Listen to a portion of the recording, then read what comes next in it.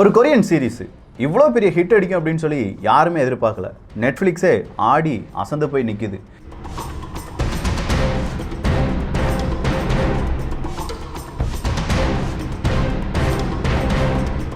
என்னடா இவ்வளோ பெரிய ஒரு மார்க்கெட் வந்துருச்சு, இதுக்கு பிறகு இதை பீட் பண்ணுறதுக்கு அடுத்த சீரிஸ் எதை வரப்போகுது அப்படிங்கிற மாதிரியான ஒரு கேள்வியை கேட்டு நிற்கிது ஸ்குவிட் கேம்ஸ் அப்படிங்கிற ஒரு சீரிஸ். கிட்டத்தட்ட 9 எபிசோட், சீசன் 1 அப்படின்னு சொல்கிறது. அடுத்த சீசன் எப்போ வரும் அப்படிங்கிற ஒரு எதிர்பார்ப்பை கிளப்பி இருக்குது அப்படின்னு சொல்லலாம். மணி ஹெய்ஸ்ட் அப்படிங்கிறது தான் பெரிய அளவில் பேசப்பட்ட இந்தியாவில் இப்போ ஸ்குவிட் கேம்ஸ் அப்படிங்கிற இந்த சீரிஸும் பேசப்படுகிறது.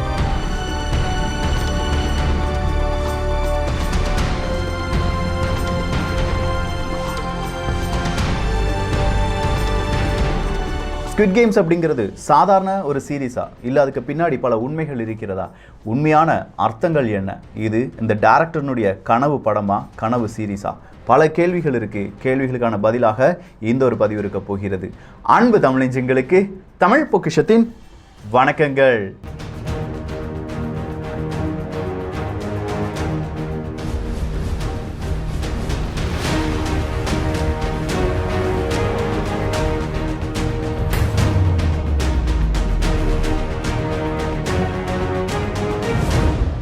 ஸ்குவிட் கேம்ஸ் அப்படின்னு சொல்லும்போது ஹுவாங் டோங் ஹைக்ஸ் அப்படிங்கிறவர் தான். இந்த ஹுவாங் அப்படிங்கிறவர் தான் இதனுடைய டைரக்டர். 2008 இந்த மாதிரி ஒரு ஸ்கிரிப்டை எடுத்து ஒரு படம் பண்ணணும் அப்படிங்கிறது தான் ஹுவாங் அவர்களுடைய ஒரு எண்ணமாக இருக்குது. 2008 பாதியிலேயே ஒரு ஸ்கிரிப்ட் அப்படிங்கிறது ரெடி ஆயிடுச்சு. ஆனால் 2009 தான் அந்த ஸ்கிரிப்ட் முழுமையடையுது அப்படின்னு சொல்லலாம். 2009 பல ஸ்டூடியோவுக்கு கேட்டு நடக்கிறாரு இந்த ஹுவாங் அவர்கள். இப்படி ஒரு ஸ்கிரிப்ட் இருக்குப்பா, கொஞ்சம் வயலன்ஸ் இருக்குது, ஆனால் இந்த சொசைட்டியில் நடக்கிற சில விஷயங்களை நான் சொல்லியிருக்கேன், இதை உங்களால் படமாக எடுக்க முடியுமா, அதுக்கான ஒரு ப்ரொடியூசராக நீங்கள் மாறுறீங்களா அப்படின்னு சொல்லி கேட்டுகிட்டே இருக்கார். சரி, இந்த ஹுவாங் அப்படிங்கிற ஒரு சாதாரண ஒரு மனுஷனா 2007 நம்ம சொல்லிட்டு இருக்கோமே, 2007 2021 அப்படிங்கிற இந்த காலகட்டத்தில் இவர் 4 திரைப்படங்கள் ஃபியூச்சர் ஃபிலிம் அப்படிங்கிறத டைரக்ட் பண்ணியிருக்கார், ரைட், எழுதவும் செஞ்சிருக்கார். ஆனால் இந்த 4 படங்களுமே சாதாரண படங்கள் கிடையாது. ஒவ்வொன்றும் ஒவ்வொரு கருத்துக்களை சொல்லக்கூடிய படம். சொல்லப்போனால் இந்த தென் கொரியா இல்லாட்டி கொரிய தீபகற்பத்தில் இவருடைய படம் ஏற்படுத்தின தாக்கம் அப்படிங்கிறது இன்றியமையாதது. குழந்தைகள் எப்படி அபியூஸ் செய்யப்படுகிறார்கள் அப்படிங்கிறது அவருடைய முதல் கதை. அடுத்த கதையும் அதே மாதிரியா இருந்தாலும் அந்த சட்டங்கள் என்ன செய்யுது, இதெல்லாம் எப்படி இந்த மாதிரியான சாதாரண மனிதர்களை பாதிக்குது அப்படின்னு சொல்ற இன்டெப்தான சில சோஷியல் விஷயங்களை பற்றி பேசுகிறார். கருத்துனா உண்மையா எக்ஸாக்டா நடக்கிற கருத்தை ஃபிலிம்ல போடுறார். இந்த ஹுவாங்கை பொறுத்த வரைக்கும் இந்த ஃபிலிம், இந்த படம் அப்படிங்கிறது சும்மா பணம் சம்பாதிக்கிறதுக்கு மட்டும் கிடையாது. இங்க நடக்கிற பிரச்சனைக்கு, இந்த உலகத்துல நடக்கிற பிரச்சனைக்கு ஏதாவது ஒரு சொல்யூஷன் இந்த படம் வழியாகவும் ஏற்படுத்தலாம் அப்படிங்கிறதா ஹுவாங் அவர்களுடைய மிக முக்கியமான குறிக்கோள். அதன்படி தான் அவங்களுடைய 4 படங்களும் வந்திருக்குன்னு சொல்லலாம். இந்த 4 படங்கள், முதல் படம் my father 2007, the crucible 2011, miss granny 2014, the fortress அப்படிங்கிற படம் 2017. அதில் 2014 வந்த மிஸ் கிரானி அப்படிங்கிற அந்த படம் இருக்குது பார்த்தீங்களா, கொரிய தீபகற்பத்தில் இல்லாட்டி கொரிய படங்கள்லேயே மிக சிறந்த படமாக இன்றளவும் பார்க்கப்படுகிறது. ஸோ இப்படிப்பட்ட ஒரு டேரக்டர் 2008 ஒரு ஸ்கிரிப்ட் எழுதி 2009 அதை கம்ப்ளீட் பண்ணி 2021 வரை வெயிட் பண்ண வேண்டியிருந்ததா அப்படிங்கிற ஒரு கேள்வி இருக்குது. ஹுவாங் அவர்கள் சின்ன வயசுலேருந்தே இந்த மாதிரி ஸ்கிரிப்ட் இல்லாட்டி இந்த படம் இதுக்காகவே அவரை மாற்றிக்கொண்டார் அப்படின்னு சொல்லலாம். அவர் பார்க்குற ஒவ்வொரு பிரச்சனைக்கு பின்னாடியும் ஒரு படம் இருப்பதை அவரால் உணர முடியுது. இப்போ நம்ம பார்க்குற இல்லாட்டி ஒரு மிடில் கிளாஸ் வாழ்க்கையாக இருக்கட்டும், கொரோனா வாழ்க்கையாக இருக்கட்டும், நான் சொல்கிற ஸ்குவிட் கேம்ஸ் கூட ஈஸியாக உங்களால் கம்பேர் பண்ணி பார்க்க முடியும் அப்படின்னு சொல்லலாம். சரி, இந்த ஸ்குவிட் கேம்ஸ் அப்படிங்கிற 2009 ஸ்கிரிப்ட் முடிந்த பிறகு 10 வருஷங்கள் யாருமே எடுக்காமல் 2019 நெட்ஃப்ளிக்ஸ்ட்டை கொண்டு காண்பிக்கிறாங்க. நெட்ஃப்ளிக்ஸும் அப்போ என்ன செய்கிறாங்க, இந்த கொரியா படங்கள் அப்படிங்கிறது ரொம்ப பெரிய பிரம்மாண்டமாக இருக்குது, நல்லா இருக்கு, பிடிஎஸ் டீமாக இருக்கட்டும், கேபாப் டீமாக இருக்கட்டும், இவங்க எல்லாம் என்ன செய்யலாம், இதை வச்சு நம்ம இந்த நெட்ஃப்ளிக்ஸினுடைய அந்த வியூவர்ஷிப்பை கூட்டலாம் அப்படின்னு சொல்லி கொரியாவில் இருக்கக்கூடிய அந்த மேக்கர்ஸை கொஞ்சம் காசு கொடுத்து வாங்கலாம், இல்லாட்டி அவங்களுடைய படைப்புகளை வாங்கலாம் அப்படிங்கிற ஒரு முடிவுக்கு வராங்க. அந்த முடிவின் போது தான் ஹுவாங் அவர்களும் அவருடைய கதையை சொல்கிறாங்க. 2 வருடங்கள் இதற்காக உழைக்கிறார் ஹுவாங் அவர்கள். ஒரு ஸ்கிரிப்டை முடிஞ்சு அது சீரியஸாக எடுக்கணும். 2 மணி நேரம் படமாக இருந்த ஒரு கதையை அதை 9 மணி நேரம் 8 மணி நேரம் ஒரு சீரியஸாக மாற்றுறாரு, 9 எபிசோடாக மாற்றுறாரு. இந்த எபிசோடுக்குள்ள பல கேரக்டர்ஸ் அப்படிங்கிறத புதிதாக கொண்டு வர வேண்டியதாக இருக்குது. சில கேரக்டர்ஸ் ஆண் கேரக்டராக இருந்தவங்களை பெண் கேரக்டராக மாற்றுறாங்க. ஆனால் அந்த ஸ்கிரிப்டினுடைய தாக்கம் குறையவே இல்லை. என்னடா இந்த ஸ்குவிட் கேம்ஸ் அப்படின்னு சொல்லி இதை பார்க்காத நபர்களுக்கு சின்னதாக ஒரு இன்ட்ரோ மட்டும்தாங்க, யாரும் பயப்பட வேண்டாம். அந்த சீரீஸை பற்றி ஃபுல்லாக நான் சொல்ல போகிறது கிடையாது, வேறு எதுவுமே கிடையாது. வாழ்க்கையில் தோற்ற மனிதர்கள் எப்படிலாம் தோற்றிருப்போம், ஒன்று நமக்கு ஏதாவது ஒரு பிரச்சனை வந்திருக்கும், இல்லாட்டி நம்ம சூது விளையாண்டுருப்போம், அப்படி இல்லைன்னா நம்முடைய வாழ்க்கையில் நம்மளை யாராவது ஏமாத்திருப்பாங்க, இல்லை நம்ம வாழ்க்கையில் இன்றளவும் சக்ஸஸ் அப்படிங்கிறதே வராமல் இருந்திருக்கும். பலவிதமான பிரச்சனைகளுக்கு மத்தியில் இந்த வாழ்க்கையை இனியும் வாழணுமா அப்படின்னு சொல்லி கேட்டுட்டு இருப்பாங்க பார்த்தீங்களா. அப்படி வாழ வேண்டும் அப்படிங்கிற மனிதர்களுக்கு பணம் அப்படிங்கிறது மட்டும்தான் தேவைப்படும். ஸோ அந்த மாதிரியான சில மனிதர்களை ஒரு கம்பெனி, ஒரு நிறுவனம் என்ன செய்யுது, அப்படியே பார்க்குது. அப்படி பார்த்துட்டு அவங்க ரிக்ரூட் பண்ணுறாங்க. அது எப்படி ரிக்ரூட் பண்ணுறாங்கன்னா, ஒரு சின்ன கேம், அந்த கேமில் அவங்க தோக்க அவங்க கன்னத்தில் அறையப்படுகிறது. சப்போஸ் அவங்க ஜெயிச்சிட்டாங்கன்னா அரைந்த கன்னத்துக்கு பதிலாக அவங்கள்ட்ட பணத்தை வேறொரு நபர் கொடுக்குறார். ஸோ இப்படி நீ அடி வாங்குறதுக்கு பதிலாக, அதாவது நீ தோத்தினா அடி வாங்கணும், நான் தோத்தேன்னா பணம் உனக்கு தருவேன் அப்படின்னு சொல்கிற ஒரு கான்செப்டுக்குள்ளே எல்லாருமே வராங்க. இந்த கான்செப்டில் வரும்போது உனக்கு இதே மாதிரி பணம் தேவைப்படுதுன்னா நாங்கள் இன்னொரு கேமை கண்டக்ட் பண்ணுறோம், வந்து விளையாண்டுக்கோங்க அப்படின்னு சொல்கிறாங்க. இப்படி 456 நபர்கள் ரிக்ரூட் செய்யப்படுகிறார்கள். ஆனால் இந்த 456 நபர்கள் அப்படின்னு சொல்கிறது யாருக்குமே தெரியாது. 400 பேருக்கு மேலே இந்த கேமை விளையாட போகிறாங்கன்னு அவங்களுக்கே தெரியாது. 1ஆம் நம்பர்லேருந்து 456 அப்படிங்கிற நம்பர் வரை அவங்களுடைய ஷர்ட்டில் சின்னதாக நம்பர் லேபிள் அப்படிங்கிறது கொடுக்கப்படுகிறது. திடீர்னு எந்திரிச்சு பார்க்குறாங்க, நிறைய பெட்ஸ் அடிக்கப்பட்ட ரூம் இருக்குது. அந்த ரூம்லேருந்து எல்லாருமே எந்திரிக்கிறாங்க, ஃபஸ்ட்டு கேமை விளையாட போகிறாங்க. கேம்னா எப்படி இருக்கும் அப்படின்னா, சாதாரணமாக நம்ம சின்ன சின்ன விளையாட்டுகள் இல்லாட்டி குழந்தைகளாக இருக்கும்போது நம்ம விளையாடிய விளையாட்டு தான். இப்போ நம்ம இந்த குளம் கரை அப்படிங்கிற கேம்லாம் விளையாண்டுருப்போம் தெரியுமா. குளம் சொல்லும்போது அந்த ரவுண்டுக்குள்ளே ஜம்ப் பண்ணணும், கரை அப்படின்னு சொல்லும்போது ரவுண்டை விட்டு வெளியில் வரணும். ஸோ இதில் நம்ம என்ன செய்வோம், விளையாண்டு தோத்துட்டோம்னா அடுத்து தான் நம்ம விளையாட முடியாது, அடுத்த லெவலுக்கு நம்ம போக முடியாது அப்படிங்கிறது தான் சாதாரண கேமினுடைய விதிமுறை. இந்த ஸ்குவிட் கேம்ஸை பொறுத்த வரைக்கும் இவங்களுடைய விதிமுறை என்னன்னா, நீ ஒரு கேமில் தோத்துட்டினா உன்னுடைய உயிர் இருக்காது, அடுத்த கட்டத்துக்கு நீ போகவே மாட்ட அப்படிங்கிறது தான். அதை முதல் கேம்லேயே அவங்க கண்டுபிடிச்சிடுறாங்க. யார் அங்கே இருக்கிற அந்த 456 நபர்களும் அதை உணர்கிறார்கள். அப்படி தோக்கக்கூடிய நபர்கள் உயிரை இழக்கிறார்கள். இதை பார்த்த எல்லாருக்குமே ஒரு படபடப்பு வருது. கடைசியா ஜெயிக்கும் நபர்களுக்கு 45.6 பில்லியன் பணம் கொடுக்கப்படும் அப்படின்னு சொல்றாங்க. இந்த 45.6 பில்லியன் தான் 456 நபர்கள். ஸோ உங்களுக்கு கான்செப்ட் புரிஞ்சிருக்கும். குட்டி குட்டி கேம், சின்ன வயசுல நம்ம விளையாண்ட கேம். ஆனால் தோற்கும் நபர்கள் உயிரை இழக்க வேண்டும். கடைசியா வின் பண்றவங்களுக்கு பெரிய ஒரு அமௌண்ட் கிடைக்க போகுது. அவங்களுடைய வாழ்க்கை இப்போ வின் பண்றதுக்காக மட்டுமே இருக்க வேண்டும், தோற்றால் இறப்பு. ஸோ மரணத்திற்கும் அந்த வெற்றிக்கும் இடையே இருக்கக்கூடிய ஒரு வாழ்க்கையை தான் காண்பித்து வருகிறார் இந்த ஹுவாங் அவர்கள் அப்படிங்கிறது தான் இதனுடைய சிறப்பம்சம். கிட்டத்தட்ட 31 லாங்குவேஜில் இதுக்கு சப்டைட்டில் மட்டும் வந்திருக்கு. 90 நாடுகளில் இது வெளியிடப்பட்டிருக்கிறது. நெட்ஃப்ளிக்ஸை பொறுத்த வரைக்கும் 111 மில்லியன் வியூவர்ஷிப் அப்படிங்கிறது உங்களுக்கு கிடைச்சிருக்கு. யூனிக் வியூ அப்படின்னு சொல்லலாம். இது பெரிய அளவு போற்றப்படுகிறது. சரி, இந்த இடத்துல நிறைய விதமான மனிதர்களை காண்பிக்கிறாங்க. அவங்க வந்து ஒரு சர்க்கிளில் இருக்காங்க, ஒரு மாஸ்க் போட்டிருக்காங்க. அவங்க ஒரு சர்க்கிள், ஸ்கொயர், ட்ரையாங்கிள், இந்த மாதிரி 3 எம்பளத்தில் 3 விதமான மனிதர்கள், காவலாளிகள் அங்கே நிறுத்தப்படுகிறார்கள். இதெல்லாம் ஒவ்வொரு குறியீடு அப்படின்னு சொல்லலாம். அந்த டைரக்டர் நம்ம முதலே சொன்னோம், ரியல் லைஃப்ல இருக்கக்கூடிய சில விஷயங்களை மட்டுமே காண்பிக்கக்கூடியவர் அப்படின்னு சொல்லி. நாமும் அரசாங்கமும் அப்படின்னு சொல்லி ஒரு கான்செப்ட் எடுத்துக்கிட்டிங்கன்னா, நேரடியாக முதலமைச்சர் கூட நம்மளால் பேச முடியாது. சில நபர்கள் பேசுவாங்க, அது வேற விஷயம். ஆனால் நேரடியாக சாதாரண மக்கள் என்ன செய்ய முடியாது, பேச முடியாது. ஸோ முதல்வர் கூட பேசுறதுக்கு முன்னாடி நம்ம எம்எல்ஏ கூட பேசணும். எம்எல்ஏ கழிஞ்சு அடுத்ததாக எம்பி இருக்காங்க. இதே மாதிரி அந்த கேம்லையும் அந்த கேமை வழி நடத்துபவர் கூட டைரக்டாக பேச முடியாது. அதுக்கு பதிலாக சில சர்வன்ட்ஸ், சில காவலாளிகள் அப்படிங்கிறது நியமிக்கப்பட்டிருக்கிறார்கள். இந்த காவலாளிகளிலுமே இவர் தான் ஃபர்ஸ்ட் டயர், செகண்ட் டயர், அதாவது கொஞ்சம் உயர்ந்த காவலாளி, அதுக்கு கீழே அப்படின்னு சொல்லி 3 காவலாளிகள். 3வது அடுக்கில் இருக்கக்கூடிய காவலாளிகள் போட்டியாளர்களுக்கு மத்தியில் இருக்கக்கூடியவர்கள். 2வது அடுக்கில் இருக்கக்கூடிய காவலாளிகள் அப்படின்னு சொல்லும்போது போட்டியாளர்கள் கூட பேசி அவங்களுடைய ரூல்ஸ் அண்ட் ரெகுலேஷன் சொல்லக்கூடிய நபர்கள்.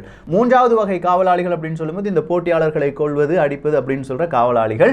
இவங்க தான் நேரடியாக எஜமான் கூட பேசுறாங்க. இங்க எஜமான யார் அப்படிங்கிறது அடுத்த கேள்வி. இந்த மாதிரி மனிதர்களை ஒரு பெரிய ஒரு லொகேஷனுக்குள்ள, ஒரு காட்டு பகுதியில் கொண்டு மோத விடுறாரு. அப்படி மோத விடும்போது அவங்களுடைய உயிர் அங்கே பறிபோகிறது. மோத விடுவதையும் உயிர் பறிபோவதையும் டைரக்டா சிசிடிவியில் ரெக்கார்ட் பண்ணிட்டு இருக்காங்க. இந்த ரெக்கார்ட் பண்ணதை பார்த்து ரசிக்கக்கூடிய ஒரு விதமான முதலாளிகள் இருக்கிறார்கள். ஸோ முதலாளித்துவம் அப்படிங்கிறது தான் இங்கே பேசப்படுகிறது. இதை எப்படி விக்கி இவ்வளோ உறுதியாக நீ உன்னால் சொல்ல முடியுது அப்படின்னா, அவரே பல இடத்துல சொல்லிட்டார். ஹுவாங் அவர்களே சொல்லிட்டார். இந்த ஸ்கிரிப்ட் எழுதும் போதே அவருக்கு ரொம்ப பெரிய வயலன்ஸ், இல்லாட்டி சவுத் கொரியாவில் நடந்த பல பிரச்சனைகளை அவர் சொல்றாரு. முதல் பிரச்சனை 2008. இந்த ஸ்கிரிப்ட் வந்தது 2008 அப்படின்னு நம்ம சொல்லி பார்த்தோம். லேமன் பிரதர்ஸ் 2008 மிகப்பெரிய ஒரு பொருளாதார சுணுக்கம் வந்துச்சு. உலக அளவில் பாதிச்சு. ஜப்பான் முதல் இந்தியா வரை நடுநடுங்கி போனாங்க. அந்த பொருளாதார சுணுக்கம் வருவதற்கான ஒரே ஒரு காரணம் லேமன் பிரதர்ஸ் தான். அவங்க என்ன செஞ்சிட்டாங்க, நாங்கள் திவால் ஆயிட்டோம் அப்படின்னு சொல்லி அறிவிச்சிட்டாங்க. அவங்க அறிவிச்சதுனால பல உலக நாடுகள் ஐயோ எங்கள் நாடும் திவால் ஆயிருச்சு, எங்கள் நாட்டுக்கு பொருளாதாரம் படுத்துருச்சு, வேலை இல்லை அப்படின்னு சொல்லி பல நபர்களை வீட்டுக்கு அனுப்புனாங்க. பல நபர்கள் கடனாளியாக மாறினாங்க. ஷேர் மார்க்கெட் எல்லாம் டவுன் ஆச்சு. ஷேரில் போட்ட எல்லாருமே பிச்சைக்காரர்களாக மாறினார்கள் அப்படின்னு சொல்கிற பலவிதமான பிரச்சனைகள் 2008 நடந்தது. இந்த ஒரு விஷயத்தை மையப்படுத்தி இவர் என்ன சொல்றாரு, இந்த ஹுவாங் அவர்கள் என்ன சொல்றாருன்னா, இப்படித்தான் மனித வாழ்க்கை, சாதாரண மனிதர்களுடைய வாழ்க்கை இருக்கு. அவங்களுடைய வாழ்க்கை 2008 2021 மாறவே இல்லை. ஆனால் முதலாளிகள் மட்டும் முதலாளிகளாகவே இருக்கிறார்கள். இப்போ கொரோனா காலத்தில் எத்தனை பேர் பயந்து பயந்து வேலை பார்த்துட்டு இருக்கோம். நாளைக்கு நம்ம வேலை இருக்குமா, நாளான்னைக்கு நம்முடைய வேலை இருக்குமா, இவங்களை எதிர்த்து பேசிட்டா நம்முடைய வேலை காலி ஆயிருமே, ஐயோ இந்த அரசாங்கத்தை எதிர்த்து பேச முடியலையே இப்படின்னு சொல்லி நொந்து நொந்து நொந்து இருக்கக்கூடிய மக்கள் தான் நாம். நம்முடைய வாழ்க்கை எதை பார்த்து செல்கிறது, எப்படியாவது வாழ்ந்துட்டா போதும், அடுத்த கட்டத்துக்கு நகரணும், நாளைய தினம் அப்படிங்கிறத பார்த்து செல்கிறது. இதே தான் அந்த ஸ்குவிட் கேம்ஸ்லையும் சொல்கிறாங்க. நாளைய தினம் அப்படின்னு சொல்லி ஓடக்கூடிய மனிதர்களை வைத்து மட்டுமே அந்த கேம் அப்படிங்கிறது விளையாடப்படுகிறது. அதை பெட் கட்டுறதுக்காக நிறைய விஐபிஸ் இருக்காங்க. அப்படி ஒரு விஐபியா டொனால்டு ட்ரம்பை கூட நான் பார்த்தேன் அப்படிங்கிறார் அந்த ஹுவாங், இல்லாட்டி அதை சார்ந்த நபர்கள். டொனால்டு ட்ரம்ப் அவர்கள் எப்படி இதுக்குள்ளே வந்தார் அப்படிங்கிறது அடுத்த கேள்வி. ஏன்னா இதே மாதிரி நிறைய விஐபியை காண்பிக்கிறாங்க. அதில் ஒரு விஐபி தான் டொனால்டு ட்ரம்ப் அவர்கள் அப்படின்னு சொல்கிற ஒரு விதமான ஒரு செய்தி வெளியாகி இருக்கிறது. அது டைரக்டர் சொல்லல, பலவிதமான சர்ச்சைகள் வழியாக சொல்லப்படுகிறது. ஸோ மனிதர்களுடைய வாழ்க்கையை வச்சு விளையாடக்கூடிய முதலாளிகள் இருக்காங்க. அவங்களுடைய விளையாட்டு தான் இந்த ஸ்குவிட் கேம்ஸ் அப்படின்னு சொல்றாரு ஹுவாங் அவர்கள். சரி, இதுல முதல் கேரக்டரா காண்பிக்கப்பட்டிருக்கும் ஒரு நபர் ஆட்டோ இண்டஸ்ட்ரியில் இருக்கக்கூடியவர், இல்லாட்டி வாகனம் அப்படின்னு சொல்ற அந்த இண்டஸ்ட்ரியில் இருக்கக்கூடியவங்க. நல்லா யோசிச்சு பாருங்களேன், வாகன இண்டஸ்ட்ரி என்னைக்கு ஒரு நாட்டில் இல்லாட்டி இந்த உலகத்தில் டவுன் ஆகுதோ அதுல இருந்து தான் இந்த உலகத்தில் பொருளாதார சுணுக்கம் அப்படிங்கிறது ஏற்படும். ஃபார்ட் அப்படிங்கிற ஒரு நிறுவனம் உடனே இந்தியாவிலிருந்து கார்களை தயாரிக்க மாட்டோம் அப்படின்னு சொல்லும்போது ஒரு 4 லட்சம் நபர்கள் வேலைக்கு எங்க போவாங்க அப்படிங்கிற ஒரு கேள்வி கேட்கப்பட்டது. டைரக்ட் இன்டைரக்டா வேலை செய்யக்கூடிய நபர்கள். இதே மாதிரி கொரியாலையும் என்ன நடந்திருக்குன்னா, 2009 சாங் யங் மோட்டார் ஸ்ட்ரைக் அப்படிங்கிற ஒரு ஸ்ட்ரைக் நடந்துச்சு. அந்த ஸ்ட்ரைக்கில் பங்கெடுத்த பல நபர்கள், கிட்டத்தட்ட 2642 தொழிலாளர்கள் அப்படிங்கிறவங்க வேலையை விட்டு நீக்கப்படுகிறார்கள். அவங்களுக்கு பெரிய ஒரு தொகை நீதிமன்றத்தால் கடனாக நீங்க கொடுக்கணும் அப்படின்னு சொல்றாங்க. அதாவது நீங்க கம்பெனிக்கு எதிராக போராடிட்டீங்க, உங்களுடைய சொத்துக்களை நாங்கள் பறிமுதல் செய்கிறோம் அப்படின்னு சொல்லி தான் அந்த தீர்ப்பு வருகிறது. அந்த தீர்ப்புக்கு பயந்து 13 14 குடும்பங்கள் டோட்டலாக என்ன செஞ்சிட்டாங்க, தற்கொலை பண்ணிட்டாங்க. இப்படி அங்கே ஒரு மோட்டார் ஸ்ட்ரைக் இல்லாட்டி இந்த மாதிரி வாகன தொழிலில் ஈடுபடக்கூடிய தொழிலாளர்களுடைய நிலைமை இருக்கிறது அப்படின்னு சொல்கிறத இன்டைரக்டாக சொல்கிறதுக்கு தான் முதல் கேரக்டராக ஒரு கேரக்டர் அறிமுகம் பண்ணுறாங்க. அடுத்த கேரக்டராக ஸ்டாக் அப்படின்றது தான் பங்குச்சந்தையில் வீழ்ச்சி அடைந்த நபர்கள். இன்னைக்கு ஹுவாங் அவர்கள் சொல்கிறாங்க, பல நபர்கள் கிரிப்டோ கரன்சியாக இருக்கட்டும் இல்லாட்டி பங்குவர்த்தமாக இருக்கட்டும் கண்மூடித்தனமாக அதில் ஈடுபட்டு அவங்களுடைய வருமானத்தை அவங்களுடைய சேவிங்ஸை இழந்து வருகிறார்கள்.